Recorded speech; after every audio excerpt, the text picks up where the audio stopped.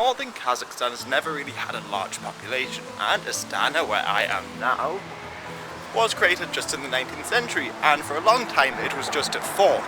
But its sort of position changed when Khrushchev in the 1950s launched the Virgin Lands campaign in order to increase the amount of agriculture produced within the Soviet Union.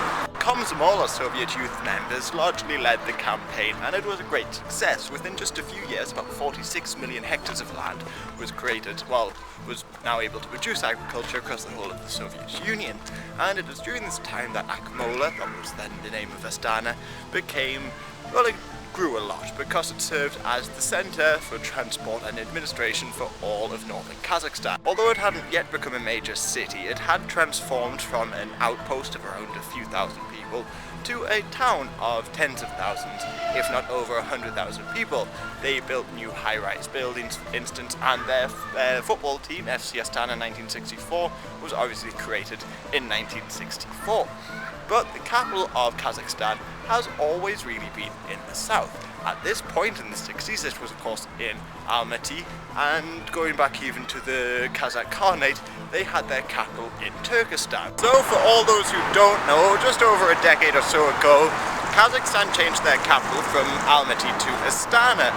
And the reasons why they did this remain a bit of a mystery. Officially they said it's because the south was susceptible to earthquakes, and this is true. After all, in the early 20th century, Almaty was all but destroyed by a major earthquake, and they also feared sort of turmoil from neighbouring countries like Uzbekistan, and they said it was too close to China. But I did manage to find a WikiLeaks document when the president admitted to General Petraeus that he sort of changed capital city in order to keep the Russians out, and that's because the northern border with Russia was somewhat dubious once the Soviet Union fell, and he just wanted to plant his flag in the north and make sure the Russians could not claim anything. And the Russians could well have done so. I mean, in the 1990s, Russians made up about 70% of the population here in Astana.